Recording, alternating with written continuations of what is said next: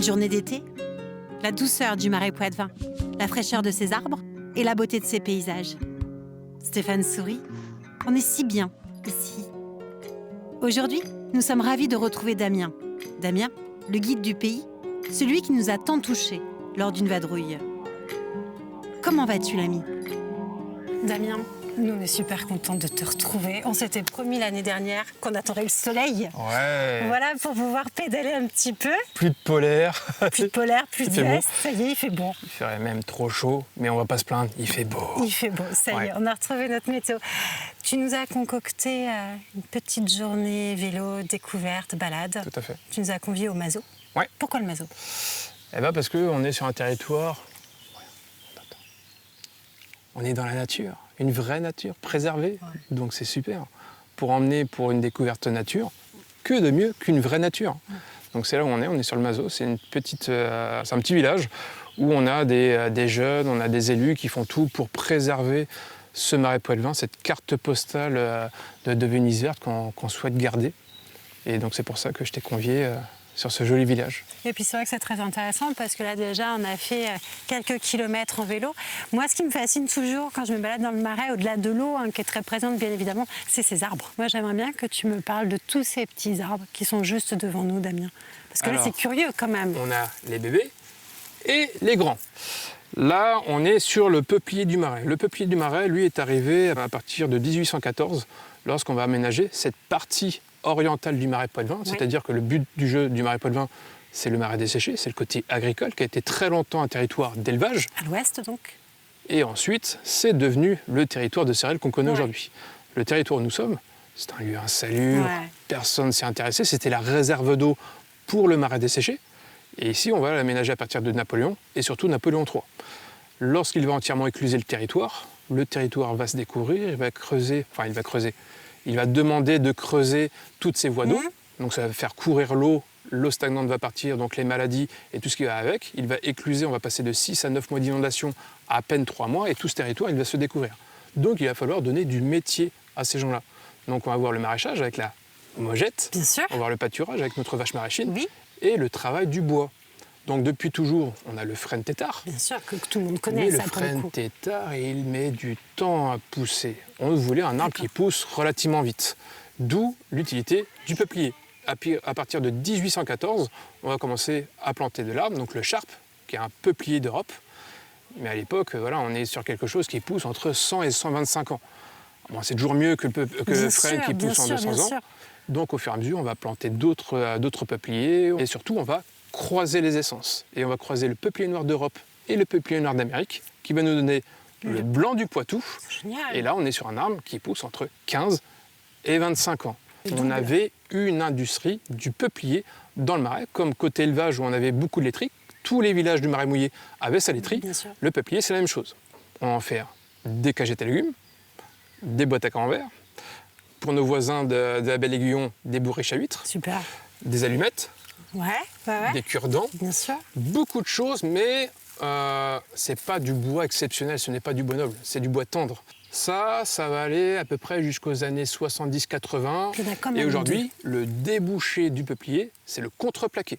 La problématique, c'est qu'il est plus grand que tous les autres, mais ses racines sont à la surface, elles ne sont pas profondes comme le frêne. Okay. Donc lorsque vous êtes sur un territoire inondable, avec du vent plus haut que les autres, il se couche. Et quand vous avez un arbre qui se couche avant les 17 ans, c'est la moyenne d'abattage d'un peuplier dans le marais poitevin. Si votre arbre se couche avant, il ne vaut pas grand-chose. Donc aujourd'hui, il y a la problématique de replanter. Oui. Si on continue comme ça, dans 12 ans, il n'y en a plus. Aujourd'hui, on coupe à peu près 15 000 peupliers pour seulement 10 000 plantés. Ouais. Donc aujourd'hui, il y a un déséquilibre. C'est pour ça que le parc naturel régional du marais poitevin a lancé le projet Défi Peuplier pour planter 20 000 pour 15 000 coupés. Et c'est vrai qu'il faut vraiment que ce message passe, parce qu'on le redit, c'est vital en fait pour conserver ce marais. C'est cette trame paysagère, tout à fait. Ouais. Le marais poitevin, il faut se rappeler que le marais poitevin est artificiel, il n'est pas naturel. Il faut l'entretenir. Donc si on ne l'entretient pas, il reviendra un marécage comme c'était il y a des siècles en arrière. Mais c'est comme ça, c'est plein de patrimoines qui sont aujourd'hui en train de disparaître. C'est pour ça que c'est important de le dire. Les scieries, il n'y en a plus que 2. Ouais. Il ne faut pas attendre qu'il n'y en ait plus. Les laiteries, on n'en a plus, voilà. C'est pour ça que les gens me disent, voyons, avec vous, on n'est pas dans un monde Jojo, hein. C'est pas la très réalité, rigolo. en fait. Je dis, mais moi, je vous présente mon lieu de travail. Quelle chance on a que tu as accepté de nous conduire sur cette Et encore, parcelle. là, on est sur la Venise verte. Ouais. Mais moi, je présente la baie de l'Aiguillon, je présente le marais desséché. On dit, le marais desséché, il n'y a rien à voir. Ah mais Mais si. tout le bâti est là-bas. Mais bien Les sûr. oiseaux migrateurs, nous, on voulait les voir dans la Venise verte, mais allez, côté baie de l'Aiguillon, Complètement. il y a plein d'oiseaux migrateurs. Et en fait, compte, la communication sur le marais Poitevin, je dirais, peut mieux faire. Elle est là, elle est très bien, mais il faut faire comprendre qu'on a une multi-activité, Bien on sûr. a une multi-paysage. On fait 20 km, on change de paysage. C'est ce qui fait la richesse de ce Ouais. territoire, justement, C'est ça. Damien. Et puis en plus, on est bien situé. On est La super bien Rochelle, situé. le Puy du Fou, le Futuroscope, Mais bien on a évidemment. le Cognac, et nous, on est une Mais c'est un partie carrefour. centrale. Mais bien sûr, C'est un et vrai ça l'a carrefour. toujours été. Il le vend bien, son territoire, quand même. Je sais pas ce que t'en penses, mais nickel. Damien, reprend les vélos. Ouais, On te suit. ouais.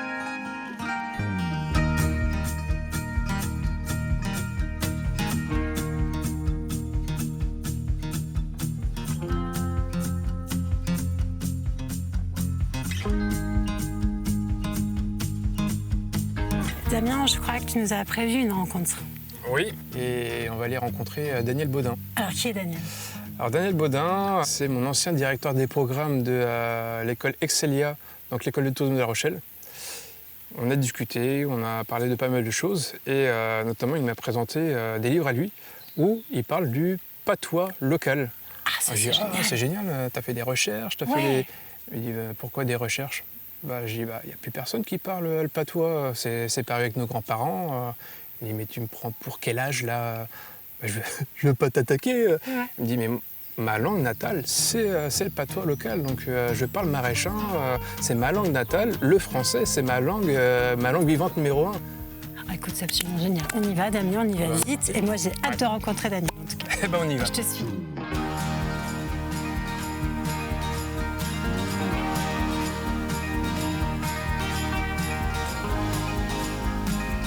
Bonjour, Daniel. Non.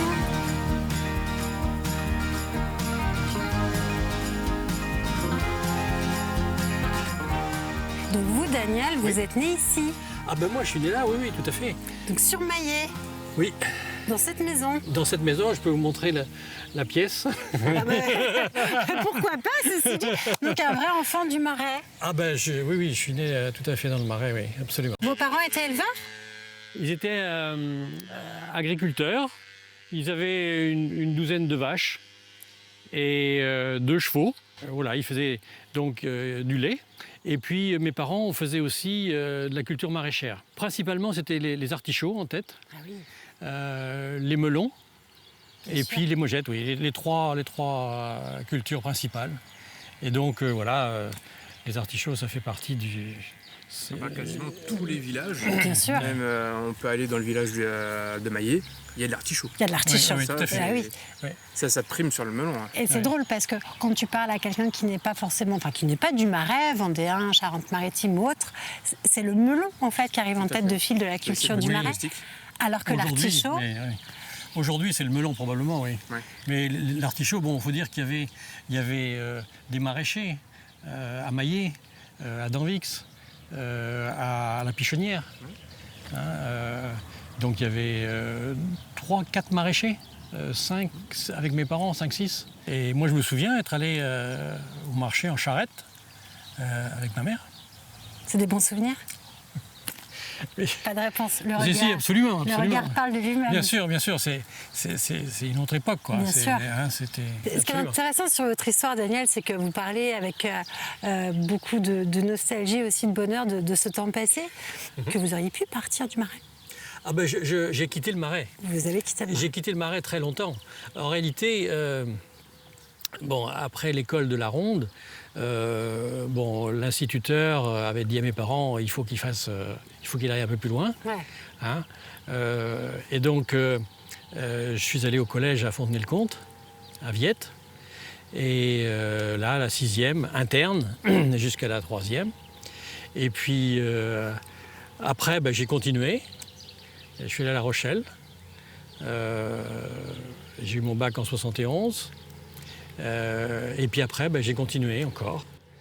contrairement à la majorité de mes copains. Bien sûr, qui restaient voilà, ici. qui sont restés là. Vous aviez ce manque du pays ou ça vous a fait du bien? Non, c'était naturel. Bon, j'avais à la fois deux avantages. J'étais tout petit, d'ailleurs, j'ai jamais été grand.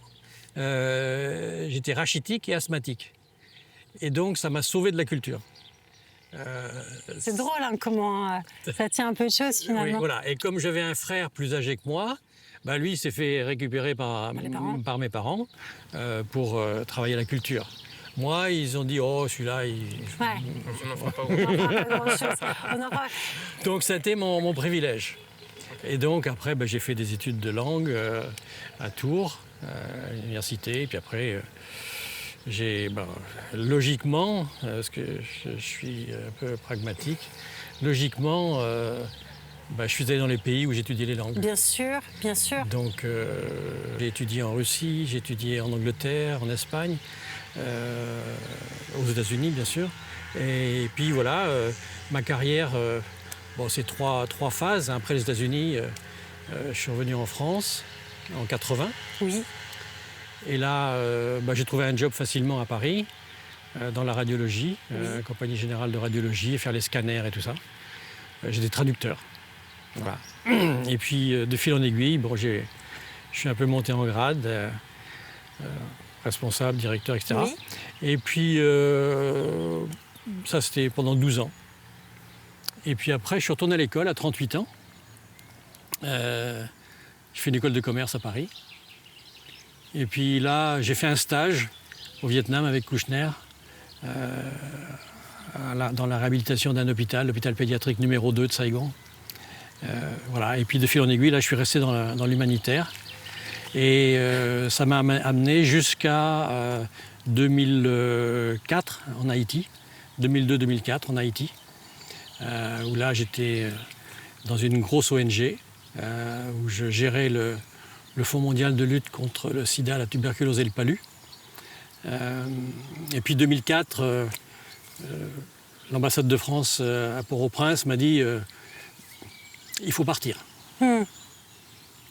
Alors, j'ai pas demandé d'explication, mais je suis parti. Oui. Ma valise et tout, après 2 ans là-bas. Et en réalité, le coup d'État s'est fait 8 jours plus tard, contre Aristide. Et donc, c'est pour ça que j'ai dû partir. Parce qu'après, ça a été un peu la guerre civile. Et puis, arrivé en France, là, je suis revenu. J'habitais à Paris avant, enfin, toute cette période, hein, j'étais plutôt aux régions parisiennes. Et puis, je suis revenu pour m'occuper un peu de mes parents, qui étaient quand même âgés à partir de 2004-2005. Et puis, j'ai cherché du travail dans le coin. Et je suis rentré à Subdeco La Rochelle. D'accord. C'est là où vous vous rencontrez tous les deux. C'est chouette ça. Voilà, où j'ai rencontré Damien. Et puis j'ai passé le reste de la fin de ma carrière à Subdeco. Vous avez une vie qui est passionnante. Ah non, mais c'est incroyable. Atypique. Atypique. Oui. Moi, je ne m'attendais pas du tout à ça lorsque Damien nous a parlé de vous. Parce qu'en fait, quand Damien nous a parlé de vous, quand il vous a présenté, donc effectivement, il a parlé d'un monsieur qui aime les langues, mais pas toutes les langues, surtout une langue, la langue d'ici. La première. La première. Est-ce que ça vous dit, Daniel, qu'on se trouve un petit endroit où on se pose tranquillement à l'ombre bien sûr. et qu'on ouvre justement ce volet? Bien sûr, absolument. Non, mais c'est génial. Oui.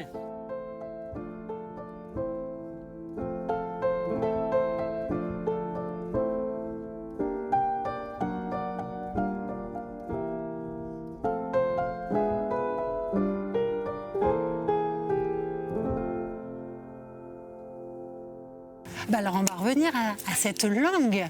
Donc cette langue, d'accord. votre langue maternelle en fait. Tout à fait, absolument. C'est absolument ma langue maternelle. Et d'ailleurs, je n'ai jamais parlé français à mes parents. C'est la langue de la famille, qui est le patois vendéen. Alors le patois, j'aime pas beaucoup le terme parce que c'est un petit peu négatif. C'est la langue dans laquelle je suis le plus à l'aise. Et vos parents donc parlaient couramment, enfin ne parlaient que cette langue. Absolument. Et ils l'écrivaient? Ah non. D'ailleurs, c'était un peu problématique parce que quand il fallait écrire, je sais pas moi, à la banque, aux impôts, tout ça, c'était un peu compliqué. D'autant plus que malheureusement, ma mère n'a pas bénéficié de ce qu'elle a préconisé pour tous ses enfants, c'est-à-dire l'aller à l'école. Elle n'a pas eu le choix. Donc à 9 ans, elle a dû quitter l'école et pour s'occuper de ses frères et sœurs avec sa mère. Elle a toujours voulu que nous allions à l'école. Et donc je lui en suis une très grande reconnaissance. Parce que voilà, c'est grâce à elle en grande partie que j'ai pu aller à l'école. Et voilà, bref. Donc voilà, c'est effectivement ma langue maternelle et je ne l'ai jamais lâchée.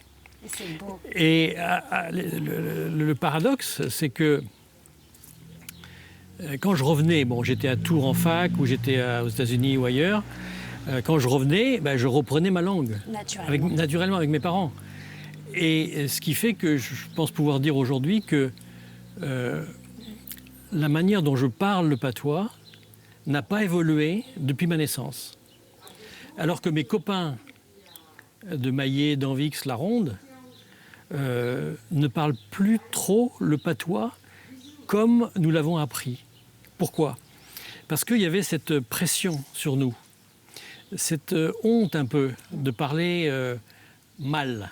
Bien sûr. Est-ce qu'on peut dire en fait, que cette langue maternelle a peut-être ouvert une vocation ? Ah oui, totalement. Totalement. Donc je ne me trompe pas trop. Ce que je regrette, c'est que ce bilinguisme, parce qu'il faut bien l'appeler par son nom, Ouais. d'accord ?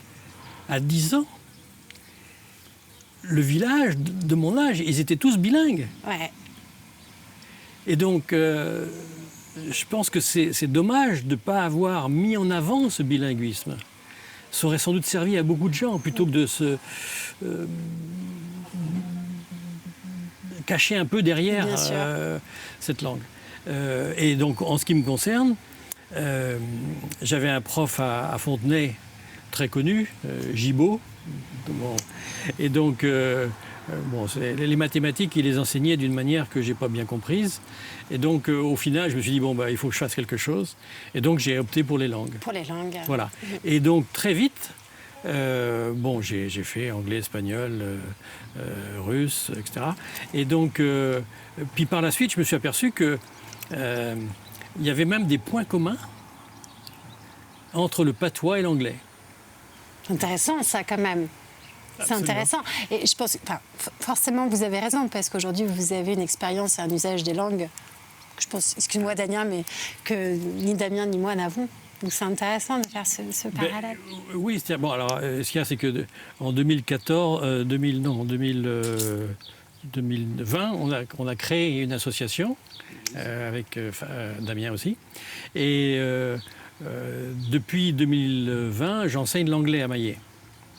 Et donc, dans mes cours d'anglais, je fais le parallèle entre le patois et l'anglais. Et je dis oui. Et là, vous devez les toucher en plein cœur. Ah ben là, on rigole. Oui, c'est top. Parce qu'en patois, il y a des diphtongues et des triphtongues. Ah bon ? Oui. Exemple. Yepao. Aou. Vous voyez, ce son n'existe pas en français. Non. Aou. Non. Yepao. Et alors qu'en anglais, ça existe. About. About. Ben oui. Ouais. Serait-ce un héritage d'Aliénor? C'est peut-être un héritage d'Aliénor. Et y compris même de Richard Cœur de Lion, je crois. Peut-être. Richard le Poitevin. Oui, absolument. Richard le Poitevin. Et Absolument. puis toute cette époque anglaise Tout que à fait. notre région a connue. C'est hyper intéressant. Vous acceptez quand même de nous faire un petit apprentissage avec Damien? Oui, bien sûr. Oui. oui. Tu dois maîtriser un peu le pas du tout. Non. Attendez, qu'est-ce que je peux vous dire je vais vous raconter un petit peu quand je suis revenu d'Haïti, peut-être. Oui. Alors, il y a peut-être un point que j'aimerais souligner avec Haïti.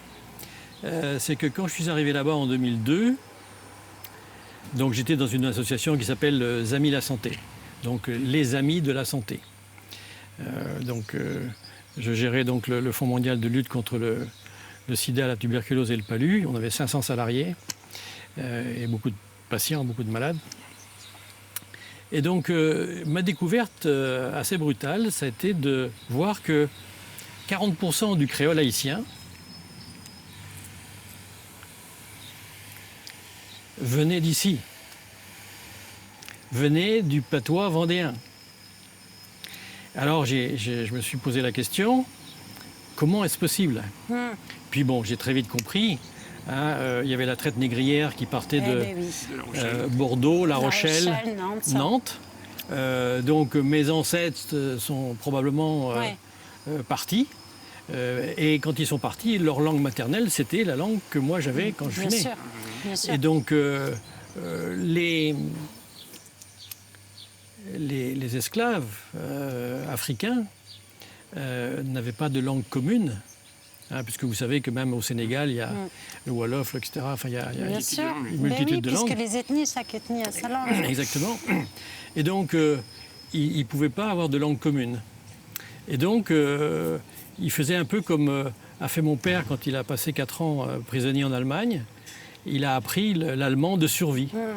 Et donc, les esclaves apprenaient également le français, la langue du colon, la langue de survie.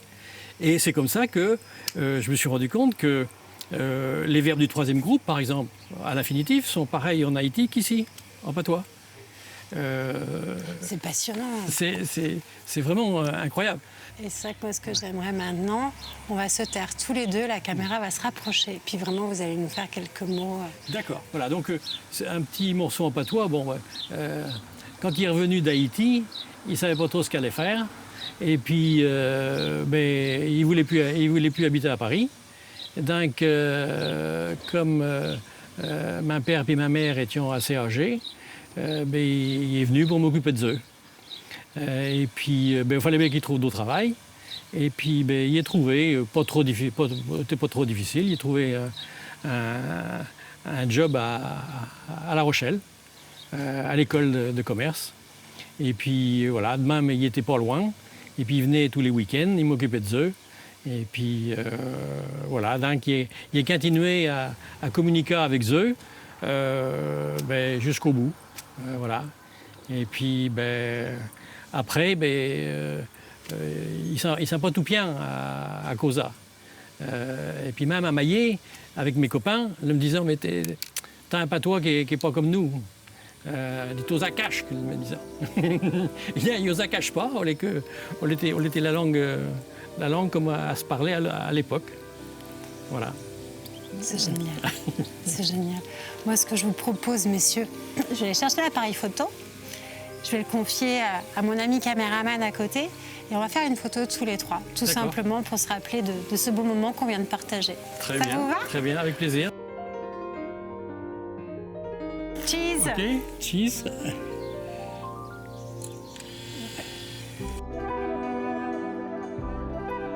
Daniel, Oui. je vous Oh, l'offre. super, c'est gentil. Petit souvenir de notre passage. Merci beaucoup. Je vous fais un merci. bisou. Bisous. Ok. Mille merci. Merci, votre merci. accueil. Formidable.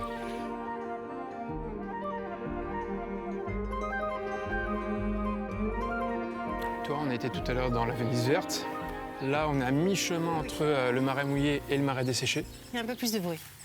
Un peu plus de bruit parce que là, on est sur l'axe principal qui relie à la Charente-Maritime.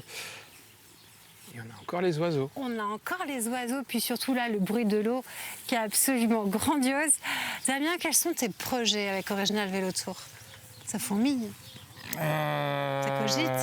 Ça cogite, plein de choses. Déjà, continuer à faire comprendre que le marais poitevin se découvre de mille et une manières, que ce soit la barque, que ce soit le canoë, le kayak, les pénichettes, mais également le vélo. Le vélo, ce n'est pas que de la location, c'est également guidé. On va à la rencontre de beaucoup de personnes, on l'a vu là avec Daniel. Il y a le souhait d'être labellisé Destination d'Excellence, qui est aujourd'hui le grand label qui a remplacé Qualité Tourisme. Et puis c'est continuer à faire vivre Original Vélo Tour, à faire vivre le marais poitevin, le protéger comme on peut avec nos petites échelles, Et que le à marais tout seul, ne à soit pas un plusieurs. passage, mais devienne véritablement une destination. Oui. Tu vois, Qu'on c'est soit ça sur une aussi. destination interdépartementale parce que nous sommes tous liés par l'histoire. Bien sûr. Donc au-delà de l'administratif et de la politique, l'histoire ici, moi quand j'explique et quand tu l'expliques à la Bill Maizet, tout est lié et nous sommes tous complémentaires. Hein, c'est pas un tel, on travaille tous ensemble. Et ce qui ferait que plus on va travailler ensemble, plus les gens vont comprendre, ça à faire, ça à faire, ça à faire, ça à faire, ça à faire, et ils resteront dans le marais. Complètement. Ils comprendront que c'est une destination centrale. Je suis à 400% d'accord avec ça. Et je pense que c'est une belle conclusion, ça, Damien. Pourtant, je ne suis pas un grand rédacteur, mais j'essaie de Tu vois, placer certaines phrases comme ça. tu et, parles avec le cœur.